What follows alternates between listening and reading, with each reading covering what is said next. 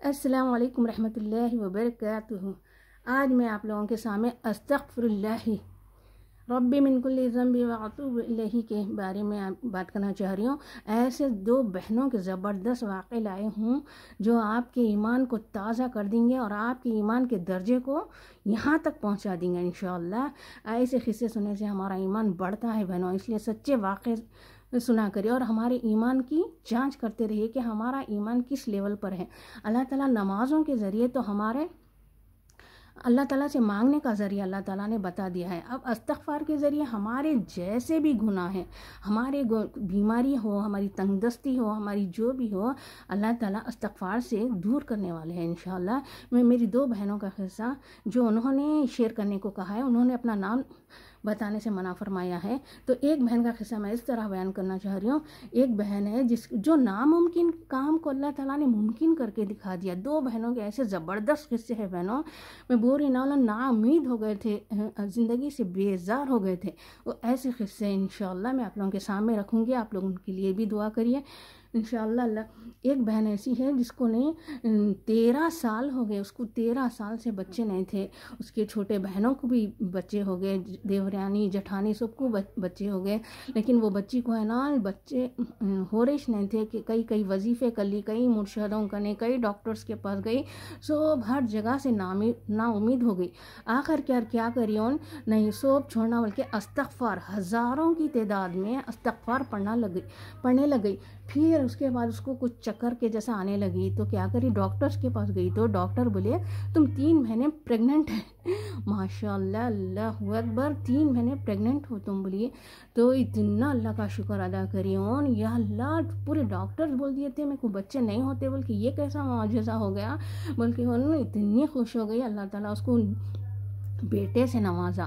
फिर और अगले साल उसको और एक बेटी भी हुई। आज एक बेटा एक बेटी है अल्हम्दुलिल्लाह। नामुमकिन काम था तो अल्लाह ताला ने उसको मुमकिन में करके बता दिया इस्तग़फ़ार की बदौलत। और एक बहन का किस्सा वो इस तरह बयान करती हैं कि वो इस तरह कहने को बोली कि उसकी शादी हुई 28-30 साल की थी उन, तो उसके शौहर का इंतकाल हो गया। अब वो बच्ची इतना परेशान थी और उसको 3 बच्चे भी थे। अब वो बच्ची इतना परेशान थी, माली हालत भी उतने सही नहीं थे कि चलो कैसा भी जी लेंगे बल्कि, और 3 बच्चों को लेके जीना नामुमकिन है आदमी के बगैर, शौहर को के बगैर, या भाया भी नहीं है उसको।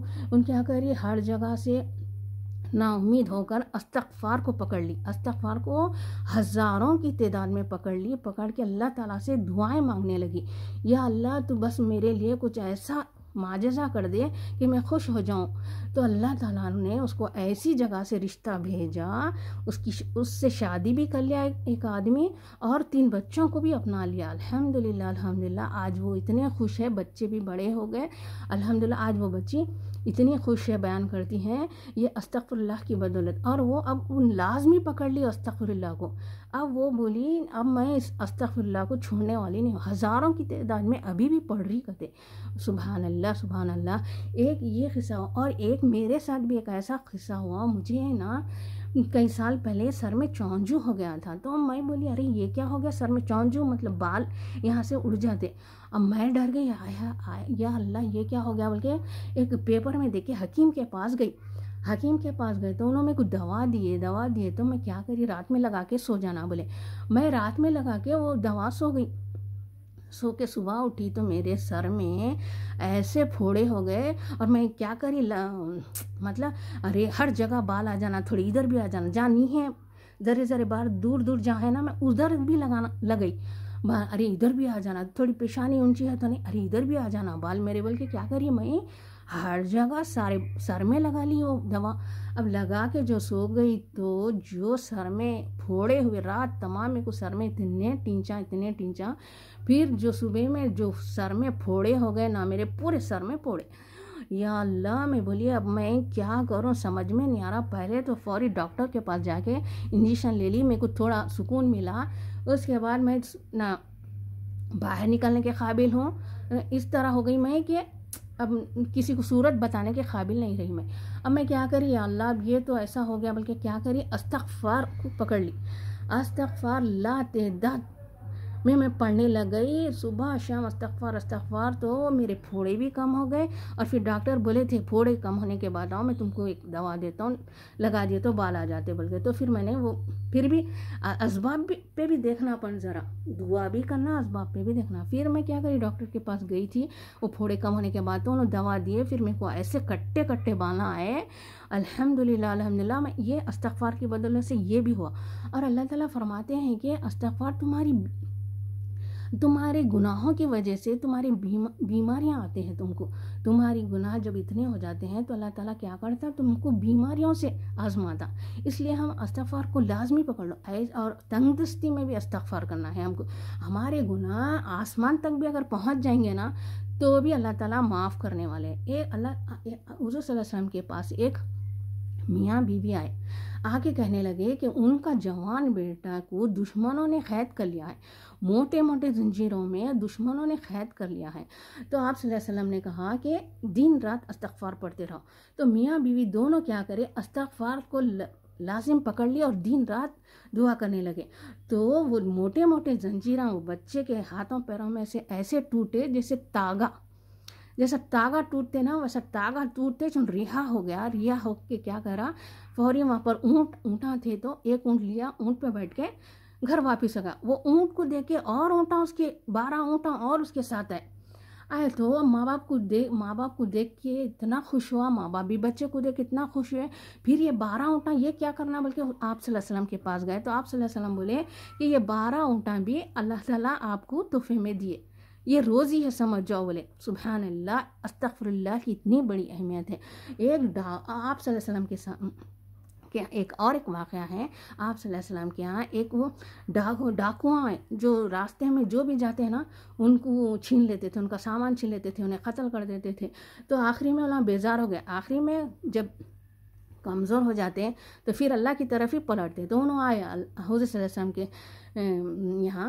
تو آپ صلی اللہ علیہ وسلم نے بولے کیا ہمارے پاس بھی، آپ صلی اللہ علیہ وسلم سے فرمانے لگے کہ ہمارے یہاں بھی کچھ گنجائش ہے مغفرت کی. تو آپ صلی اللہ علیہ وسلم بولے استغفار پڑھ لو اور آئندہ کے لیے پختہ ارادہ کر لو تو اللہ تعالیٰ تمہارے گناہوں کو ایسے نیکیوں میں بدل دیتے ہیں. سبحان اللہ. تو وہ ڈاکوؤں نے توبہ کر لی، پھر وہ مال چھیننا چھوڑ دیا اور استغفار کو لازم پکڑ لیا. اگر ہمارے گناہ آسمان کو بھی چھو رہے ہیں، ہم استغفار پڑھ لیں گے نا تو استغفار کی وجہ سے ہے نا ہمارے گناہ معاف ہو جائیں گے. سبحان اللہ. اور اللہ تعالیٰ بیماری کے بعد اگر ہم بیمار ہیں، بیماری میں بھی پڑھے ہم استغفار تو اللہ تعالیٰ ایسی قوت صحت دیتا کہ ہم بیان نہیں کر سکتے، اتنی قوت. الحمدللہ الحمدللہ سبحان اللہ. اس طرح اور بھی بہت سے قصے ہیں میری بہنوں نے کہا ہے، لیکن میں اتنا لمبا ویڈیو نہیں بنا سکتی، اس لیے میں 2-3 قصے آپ لوگوں کے سامنے رکھی. آپ لوگ بھی استغفار کو لازم پکڑ لیں. یہ ایسا ناممکن کام کو اللہ تعالیٰ ہو کے بتاتا. یہ کیا ہے، استغفار اللہ تعالیٰ سے مانگ. ہم چھوٹے بچوں کو کیا ہے مار کے بولتے آئندہ سے یہ کام کریں گے نا تم دیکھنا بولتے. اللہ تعالیٰ وہ بھی نہیں بولتے ہم کو. اللہ تعالیٰ ہم کو کیا کرتے، موقع دیتے، تم پلٹ آؤ میرے پاس، پلٹ آؤ، میں تم کو معاف کرنے والا ہوں. سبحان اللہ. اللہ تعالیٰ اتنے پیارے 70 ماؤں کی محبت رکھنے والے اللہ تعالیٰ ہم کو اتنا موقع دے رہے. ایسا نہ ہو کہ ہماری جان یہاں حلق تک اٹک گئی اور ہم فرعون کے جیسا جب معافی مانگنے لگے تو جب معافی کے دروازے بند ہو جائیں گے. بہنوں یہ زندگی باقی ہے تک استغفار کر لیا کرو، دعائیں مانگ لیا کرو، معافیاں مانگ لیا کرو اور آئندہ کے لیے پختہ ارادہ کر لو کہ ہم کوئی گناہ نہیں کریں گے. ایسا نہ ہو. اور ہم اپنے ایمان کی جانچ کرتے رہنا. ہم ایسا شادیوں میں چلے گئے، یہاں وہاں چلے گئے تو ہمارا کیا ہے ایمان گھٹ جاتا. ان کو دیکھ کے کیا ہوتا، ارے تھوڑا کر لیے تو کیا ہوتا، ہم اتنا تو نہیں کر رہے نا ان کے اتنا تو کر سکتے نا. یہ نہیں رہنا. ہمارا ایمان کو ہم ہمیشہ یہ لیول پہ رکھنا، چاہے کیسے بھی حالات آ جاؤ ہمارے، چاہے کیسے بھی ہمارے سامنے کچھ بھی گزر جاؤ بھائی، تو ہمارا ایمان کا لیول یہ رہنا چاہیے. انشاءاللہ آپ لوگ اس پر عمل کریے انشاءاللہ، اور دعاؤں میں مجھے یاد رکھیے اور سب تک شیئر کیجیے. السلام علیکم رحمۃ اللہ.